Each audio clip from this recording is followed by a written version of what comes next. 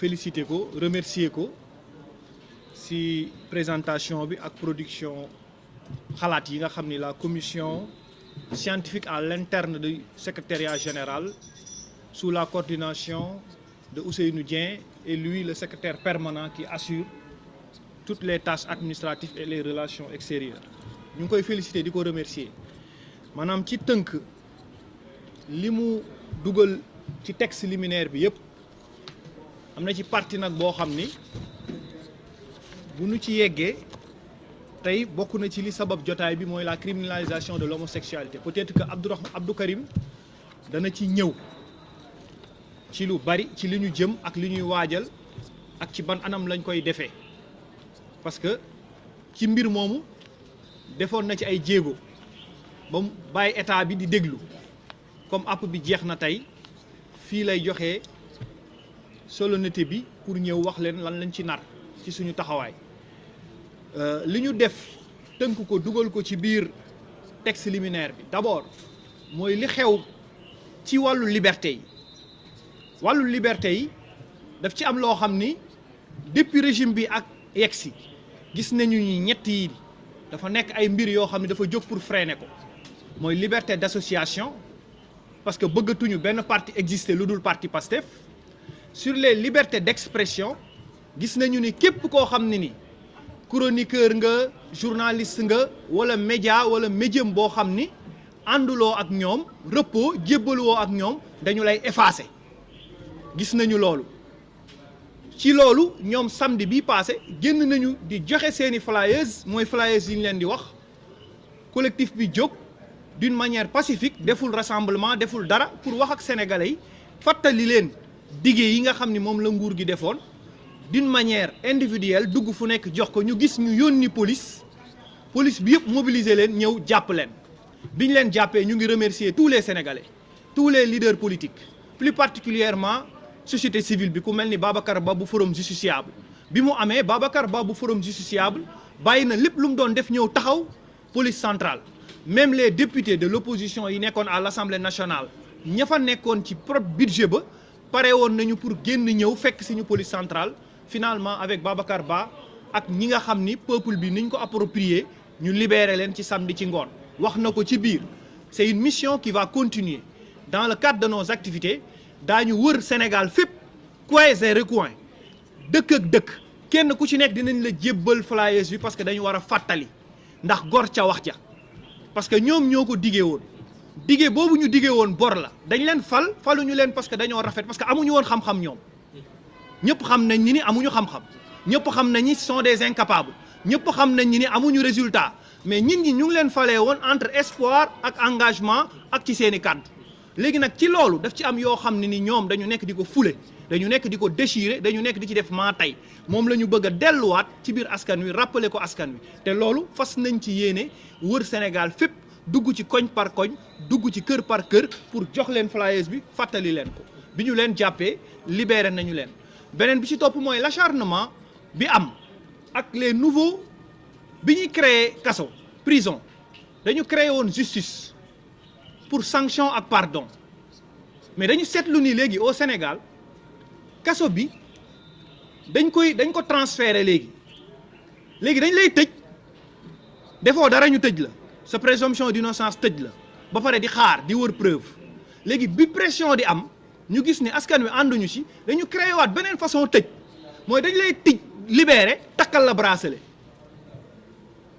beneen forme de prison ñoom ak bracelet dafa yàgg xam nga créé nañu seeni bracelet pour xàmmee seeni esclave ak seeni disciple ak seeni taalibe ak seeni inconditionnel ba disciple yooyu ak taalibe yooyu ñoom lu ñu leen wax ñu def duñu xalaat amuñu xel léegi loolu doyu leen ñu ñëw jël bracelet yi nga xam ne Ismaïla Madior Fall bi ñu koy xalaat dañ ko xalaatoon pour désengorger les prisons les bracelets c'était fait pour les prisonniers yi nga xam ne dañu yàgg ci kaso bi pour ñu désengorger plus de combien de milliers de personnes ñooy entassé wu ci kaso bi te mënuñu leen juger loolu moo taxoon ñu xalaat bracelet yi mais bi ñuy xalaat bracelet yi xalaata luñ ko woon politiciens yi bu ñu bëggee tënk seen adversaire politique loolu la ñu def Pape Malick Ndour actuellement le débat économique problème mu dette cachée bi niñ ci échecgee moo tax ñu tënk Pape Malick Ndour tëj ko tegal ko bracelet c'est injuste. Lat Diop ñu libéré ko takkalaat ko bracelet bàyyi ko këram bi gën a graaw mooy bosu Badara Gadiaga c'est très flagrant ñun dañu jàpp ni Badara Gadiaga même délai bi bu passé mu war a génn dem këram bàyyiwuñ ko ba léegi mu ngi ci otage régime Pastef parce que Badara Gadiaga mënoo ko bàyyi takkal ko bracelet ci koo xam ni innocent la ci koo xam ni dañ ko tooñ ci koo xam ni ki ko tooñ ak ki tooñ premier ministre moom mu ngi nekk ministre di taxawaalu tey Badara Gadiaga bi ñu takkal bracelet lan lañ ko wax mooy doo génn 7h ba 21h 7h ba 21h nga am droit génn léegi de 21h jëm kaw doo génn doo wax parce que Badara Gadiaga bi Ousmane Sonko ragal ba taxoon mu def conseil national pour éviter dualité Badara Gadiaga bi Ousmane Sonko tiit xam-xamam ak kàddoom Badara Gadiaga bi Pastef yëpp envoyé seen 4000 cadres mu wan leen ni ay cuune ngeen Badara Gadiaga bi nga xam sénégalais yi ñoo koy déglu approprié jàkkaarloo nga tënk ko c'est anormal et que ce combat là avec Pape Malick Ndour Badara Gadiaga Lat Diop mi nga xam ni ba léegi jugé guñ ko buy ziyaare ji papam bu faatu sax day demander autorisation ces combats là dinañ ko ajouter suñu combat mooy les prisons yooyu ñu indi delloowaat ko ci biir kër yi ñu gis ni Soya Diagne ba tey mu ngi ci kaso bi waa Soya Diagne dafa partager rek benn information ñu def mandat d'arrêt international am na ko tudd Akhenaton bokk Pastef di défendre le premier ministre di ko défendre partout dem ci assemblée générale yi taxaw mais mandat d'arrêt international am kenn tegu ci kenn pression mais bosu Madiambal Diagne bi nga xam ne Madiambal moo sauvé le Sénégal face à cette dernière situation bi ñu mujjee dund parce que ba léegi général Birame Diop weddeegul ba léegi premier ministre ñemeegul wax ci waxu Madiambal Diagne li muy ñeme yëpp li muy am lu fit yëpp li muy jaay nu fit am na fit yëpp te amul fit musul ñemee Madiambal Diagne li Madiambal wax ba ne wax na ko Birame Diop tey Madiambal bokk na ci ñi sauvé Sénégal dem na ba justice française nangu ni ngeen indee Madiambal fii foofu ngeen leeral ñu ko waa léegi kooku mandat d'arrêt international am bosu Akhenaton moom Pastef la bokk kenn du ci wax Soya Diagne mu ngi ci kaso bi parce que dafa partagé waa léegi Soya Diagne dafa partagé Pape Sané ñëpp xam nañ ni chroniqueur u Pastef la ñëpp xam nañ ni Pastef la bokk mais dañ ko jàpp ne dafa def honneur xaw ma déshonoré militaire nga déshonoré militaire mais armée ak nation ak force défense nu mu toll ci Sénégal ak sujet bu sensible boobu mu nekkoon di wax laal diplomatie laal géopolitique Pape Sané dañ ko jàpp flagrant délit juge ko defal ko sursis loolu mooy bañ nañ ko tëj rek wala ñeme wuñ ko woon tëj rek léegi Soya Diagne nekk ci kaso bi pour lan Soya Diagne des ci kaso bi ba léegi ak lan la Soya Diagne def ba ñu yóbbu ko instruction pendant ce temps Ngoné Saliou Diop est toujours là Ngoné Saliou Diop dafa injuré askan wu Cheikh Oumar Foutiyou Tall bokk askan wu Seydi Hadj Malick bokk insulté xeet boo xam ni dafa wër Afrique tey Ngoné Saliou n'est pas inquiété Sa Wolof aujourd'hui il y a combien de plaintes mu laal ñaari kilifa koo xam ni porte-parole la officiel ci Tijaan yi laal Seydi Hadj Malick ba tey mu ngi taxawaalu qu'est-ce qui explique ces convocations Abbas Fall qui fait une plainte à Bougar Diouf mais Abbas Fall que Khalifa Sall taxawu Sénégal avait porté plainte si li xewoon ci siège taxawu Dakar tey ba léegi woowuñu kenn mais Abbas Fall plainte Bougar ñu convoqué Bougar alors que plainte Khalifa Sall plainte taxawu Sénégal ñooñu nga xam ne ni tey dañu leen yàqoon seen siège wane ni ñu ngi ñëw foofu tey plainte boobu mu ngi foofu tëdd qu'est-ce qui se passe ci justice bi loolu la ñuy fàttali beneen bi ci topp mooy l'acharnement sur les hommes d'affaires aujourd'hui mais balaa ngay wëri Qatar balaa ngay wëri Turquie balaa ngay wëri feneen ak feneen mais au Sénégal il y a des champions Tahirou Sarr est là qui était sauveur pendant des années ñu ngi ko teg ci kaso bi Farba Ngom est là qui n'a jamais travaillé ci affaire structure état nekk ci biir yor ci ay responsabilités nekkoon dans le privé depuis ñu nekk xale gis ko muy liggéey il est malade mu ngi ñu séquestré Maodo Malick Mbaye est malade successeur moo ko convoqué mais Maodo Malick Mbaye dañ ko sànni ci kaso bi te honneur am moo tax mu jógee Maroc ñëw te mu nekkoon un diplomate Maodo Malick Mbaye mu ngi ci kaso bi toujours léegi nga boole ñooñu ñëpp nga boole ci ay sénégalais yoo xam ne génn nañu dëkk bi je prends l'exemple de Amir Abo mais c'est un sénégalais un homme d'affaires boo xam ne Atepa la joteloon Babacar Touré Kewlo génn yàq deram tey dafa génn Sénégal mais ba tey jugé wuñ ko il bénéficie de présomption d'innocence mais c'est bien ces véhicules ñu ngi gis mu ngi traîner fii ci Sénégal te jugé guñu ko te buñ la jugé ba pare la ñu war a gis ni si la ñu war a jël say biens yóbbu ko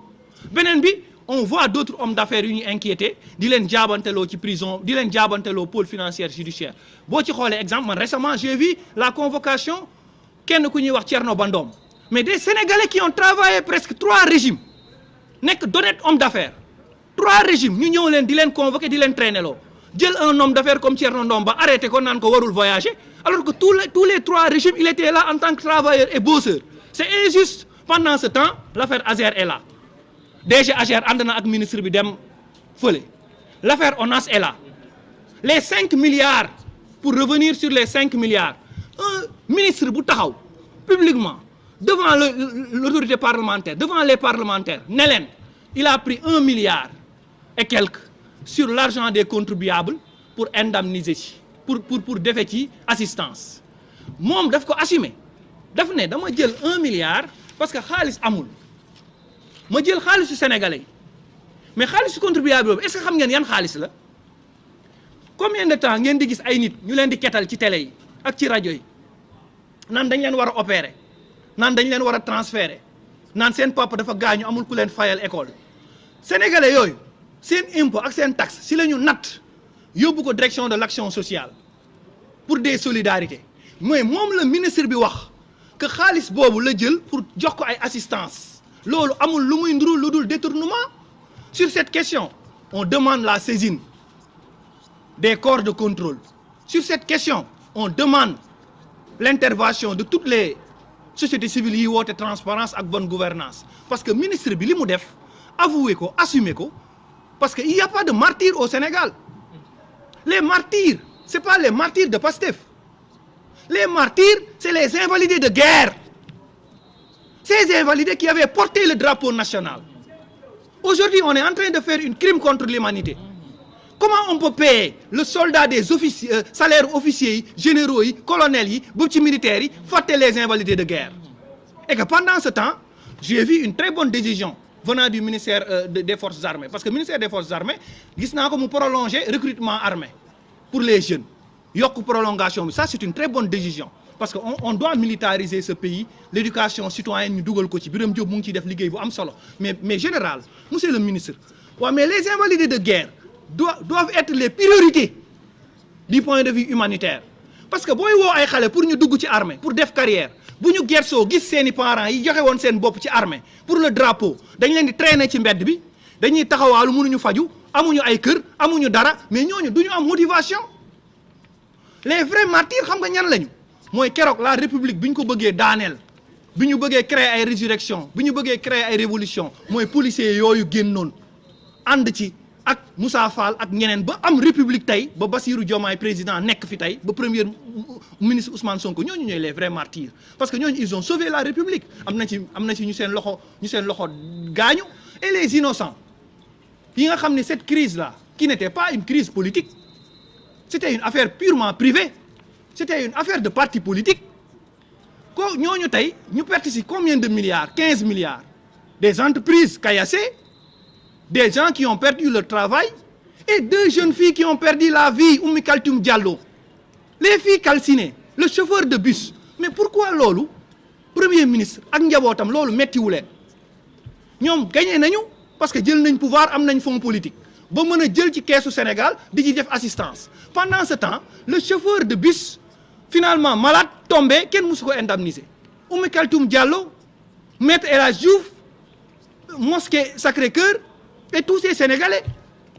ministre bi taxaw tiim ñu ñun ci suñu xaalis nañu xaalis bi ñu war a fayee ñi hôpital tey jamono ji ku fa am demande di laaj couverture di laaj assistance sociale ñu traîner la war ngaa dem porter plainte parce que xaalis boobu Sénégalais yi ñoo ko moom yéen bi ngeen di ñëw au pouvoir vous avez mis à la disposition de Kopar Express ngeen doon cotiser mais arrivé au pouvoir seen victime la seen martyr la parce que martyr buy xeex dafay daanu pour la démocratie martyr buy xeex dafay daanu pour la république loolu lañ leen di fàttali ni sur cette question kooku on dit ñett et on demande à ce que cette question là ñëpp jóg député yi jóg ñëpp jóg ñu xool ministre bi et que IGE ñëpp ñu yónni leen te le président de la république dafa ne ministre bi dafa wax lu leer da ne président moo ko autorisé sur cette question demain le ministre des Finances et le ministre de l'Économie passera et il faut que mu justifier ñu Cheikh Diba fan la jëlee 5 milliards yooyu et pendant ce temps mu jël 5 milliards yooyu les étudiants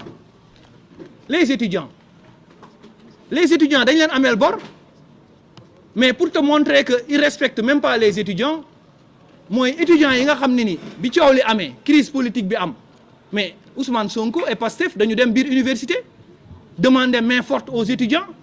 tey si les étudiants ñoom it dañ ci am part de responsabilité tey si les étudiants seen cours yi dañ ko bloqué pendant 8 mois c'est parce que dans le combat bu seen yoon nekkul lañ duggoon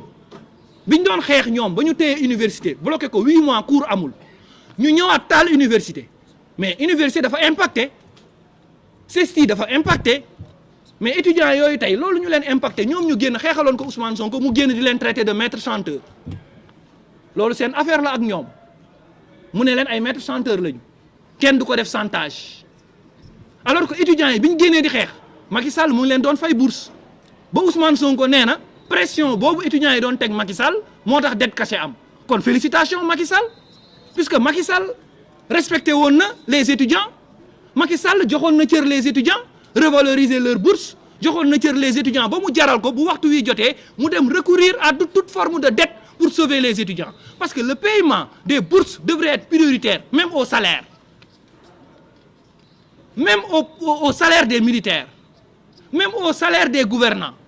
parce que université fa la ñuy produire les futurs généraux fa la ñuy produire les avocats fa la ñuy produire aussi tamit ñi nga xam ne ni tey ñooy diriger réew mi mais étudiant boobu boo ko formé wul boo ko joxul qualité pour former ko boo ko joxul xam-xam boo ko joxul ay moyens l'exemple du président de la République s'il y avait pas cette université de la République du nekk président Ousmane Sonko s'il y avait pas cette université du nekk loolu donc sur cette question les étudiants doivent assumer ce qu'ils ont fait dans le temps parce que ñoo àndoon ak Pastef yàq seen université taal seen université accompagner Ousmane Sonko ci xeex boo xam ne du xeexu Sénégal xeexu boppam la woon tey mu fayee leen lii mais ñun liñ ci mën waslu ak mooy dinañ leen accompagner pour demander que état bi mu supprimer les avantages yi am au niveau de l'Assemblée nationale Assemblée nationale lu muy doyee huit vice-présidents yéen ñi dem Assemblée nationale ñu mujj ko def balai de mannequinat chaque vice-président boo waree génn ma gis ñu jël ay tiktokers ñu nga xàll yoon non nous avons assisté 3 régimes musuñu gis lu mel noonu te ñu am fonds politique teg ci léegi le président de l'Assemblée nationale woote liir ak kaay toog kaay wax vice-président lan lañ ci doyee 8 vice-présidents mais pourquoi pas waruñu mën a am rek 2 vice-présidents doy na benn questeur doy na mais président groupe parlementaire lu muy doyee fonds politique mais l'ensemble des députés seen cotisation moo war a servir ñoom seeni fonds xaalis boobu lañ leen wax nañ ko jël ba pare oto yi ñu annulé ko 50 millions yi ñu war a jëlee oto ñu annulé ko waaye léegi les sessions parlementaires bu ñu demee vacances 3 mois dañuy dem vacances 3 mois mais dañ leen koy fay assemblée ñaata session la am bariwul mais dañ leen di fay defal leen ay prêts jox leen ay avantages jox leen ay tickets restaurant pendant ce temps étudiant bi nga xam ne ni baromètre boobu lañ lay mesurer pour bailleurs yi ñëw investir sur l'éducation ñu ne la 40 000 la war a am bourse wala 20 000 non bourse yi war na dem ba 100 000 francs encadré avec obligation de résultat et on devrait même quitter l'université et donner bourse au niveau de la petite enfance préscolaire pour promouvoir l'excellence ñun quand on était élève du collège conseil régional daf ñu doon may ay bourse par critère d'excellence dafa doon stimuler l'excellence mais aujourd'hui dañu war a accompagner l'élève depuis la maternelle indi ko ba ci kaw muy am bourse pour que ñuy am qualitatif première bourse dafa war a nekk somme premier emploi versement premier emploi parce que boo xasee ba dugg université rek dafa war a mel ni am nga revenu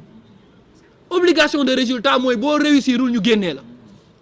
donc nous demandons la revalorisation de ces bourses nous demandons la suppression de ces caisses noires nous demandons aussi les 45 chargés de mission dont Salimata a dit qu'il n'avait pas de mission nous demandons aussi tamit le président ak le premier ministre ñoom ci seen wàllu bopp la rationalisation qu'il nous avait promis que dafay fédérer tous les services yi nduroo aujourd'hui tous les services yi fi amoon direction yi fi amoon yëpp Macky Sall bàyyi ko fi Ousmane Sonko da ko nommé par clientélisme politique amul benn buñ ci dissoudre ils ont conservé tout lépp la ñu conservé l'appel à candidature bi ñu digoon defuñu ko et que on salue l'appel candidature au niveau de l'ARTP boo xoolee l'ARTP cap appel candidature nga war a xam ne appel candidature am na solo appel candidature de OFNAC pourquoi ñun on condamne parce que OFNAC on avait visé Serigne Bassirou Gueye te OFNAC ak CENTIF xamuñu njëriñam CENTIF est là avec beaucoup de dépenses et de charges mais jusqu'ici CENTIF amul benn nit bu mu condamné donc CENTIF mu ngi fonctionner ci suñu xaalis caution yi moomuñu ko ñoom caution yi boo ko cumulé matul li CENTIF di dépenser ci xeex bi léegi pendant tout ce temps est-ce qu'on va finir comme CREI CENTIF mënul exister di waxu xaalis OFNAC tamit ñëw am budget ba pare ñu soxla lan la ñuy doyee OFNAC ak CENTIF parce que OFNAC 5 ans yeeg 10 ans yi mënuñu woon liggéey dañu leen tënk wàññi seen doole Serigne Bassirou li mu bëggoon mënu ko Seynabou Ndiaye Diakhaté li mu bëggoon mënu ko et en plus on nous dit déficit de magistrats ça on interpelle aussi Cheikh Ba à OFNAC on a remarqué il y a 5 magistrats dans d'autres services aussi il y a d'autres magistrats et ñu ne ñu dañu am insuffisance de magistrats ba tax nit ñi di croupir dans les prisons pendant 7 ans pendant 5 ans pendant 4 ans c'est parce que amuñu tur kenn du tudd seen dossier waaye léegi ces magistrats là yiy dem ñu leen di affecté fële est-ce que centre de formation judiciaire waru leen mën a créer école bu ñuy recruter ay magistrats ñu réserver plus de 10 ou 15 magistrats yoo xam ne ñoom bu ñu leen former dañuy dem dans l'administration ou bien dañuy dem dans ces corps de contrôle mënuñu nangu ñu manqué ay magistrats fële ba pare magistrats yi génn di dem di recourir à appel candidature foofu fi may terminer moo dafa am benn poste bu ñu wàccee muy Petrosen gisuma presse bi wax ci Talla Gueye un Sénégalais waa Pastef ñoo ko nommé woon parcours bi mu am jóge Limamou Laye am xam-xam adduna bi di ko wër bokk ci ñi gën a international mais dañ ko wàccee au niveau de Petrosen remplacé ko ak beneen directeur te xamuñu lan la def tey su appel candidature amoon Talla Gueye boobu mënoon na toogaat foofu donc nous demandons que ñu revenir sur appel candidature yi def rationalisation dépenses yi foofu li ñu doon wax mooy premier ministre mënuloo voyager ak jet privé mënoo conserver l'avion présidentiel mënuñu aussi tamit di def fête et cérémonie yoo xam ne ñu ngi koy gis fii rentabiliser wul dara pour le Sénégal ba pare Sénégal ñu ngi joxe 20 mois de salaire boo jëlee salaire u Salif Keita rek xaw ma Fadilou nga multiplier ko par 20 7 millions c'est combien mais Fadilou lan la produire le Sénégal Waly Diouf Bodiang multiplier leen salaire am lan la produire le Sénégal DG yi ñu fay 5 ans PCA yu bari yi Kinbis lan la produire le Sénégal et mu ngi fayeeku xaalis bu bari lu mu fa nekkee photo ak mannequinat nit dof lan la produire le Sénégal Fonds of the Years am lay préparer ak culture urbaine ni mu développé woon avec Moustapha Dieng waaye ñooñu nga xam ne tey lu ñu produire le Sénégal sur les 2 ans où il y a pas d'investissement il y a fonctionnement pendant ce temps nga ne doo fay étudiant bi pendant ce temps nga ne bourse familiale doo ko fay pour les vulnérables ça on demande basta donc beneen bi fi may terminer pour dugal kii parce que li ñu war a wax dafa bari on aura d'autres occasions ci yeneen turbine ou yeneen plateau mais beneen bi may ñëw ci wàllu dette cachée bi wàllu dette cachée bi je vais terminer par l'amnistie wàllu dette cachée bi dañu demander mu am une enquête indépendante parlementaire député l'opposition yeeg yeneen député yi demander ko parce que booy jël bor da ngay am autorisation Cour suprême da ngay am autorisation aussi parlement yi waaw léegi le ministre de l'économie et des finances refuse que am na dette Abdourahmane Sarr Cheikh Diba taxaw ne waxu dette bi waruñu ko wax Ousmane Sonko persisté ne am na dette président Bassirou Diomaye Faye waxatul waxu dette bi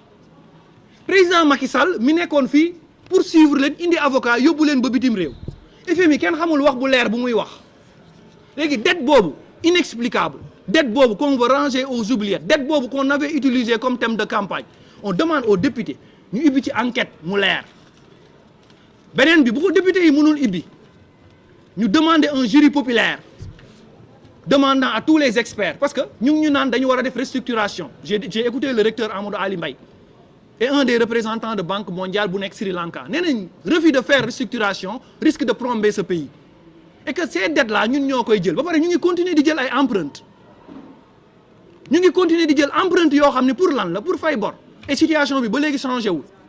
sur ce ñu ngi demander cette jury populaire beneen bi la crise gis nga crise bi am au sommet de l'État crise institutionnelle boobu loolu mooy vraie haute trahison su ñuy wax haute trahison mooy ñu fal président mu waat ci serment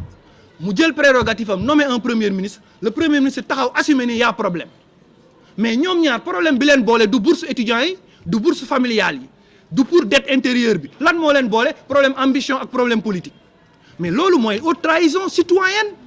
et haute trahison des votes des Sénégalais et de l'espoir des Sénégalais sur ce le président de la République dañ ko war a woo mu jël ay responsabilités am bu jëlul ay responsabilités am ñu wax ak moom wala ñu xool ban yoon la ñu war a dem parce que lii dafay nduróog lii mooy vraie haute trahison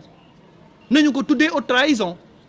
parce que le pays est plombé pendant combien de mois liggéey amul premier ministre bi mooy jëlal boppam congé premier ministre bi mooy transformer nos institutions dem di ko yóbbu ci grand théâtre mooy jël les affaires d'état di ko yóbbu ci ay bétail fële fu ñuy daral yu ñuy waxtaanee fële Stade Amitié mais le premier ministre mooy assumer damay def tournée waxul tournée économique mais tournée politique le premier ministre mooy taxaw accuser Abdourahmane Diouf ministre de la République mooy taxaw accuser Mimi Touré haut fonctionnaire bu nekk ci biir état bi mais premier ministre wax ñu loolu yëpp mu am ci biir gouvernement bi président continue di travailler avec ses ministres mais le premier ministre c'est une voie autorisée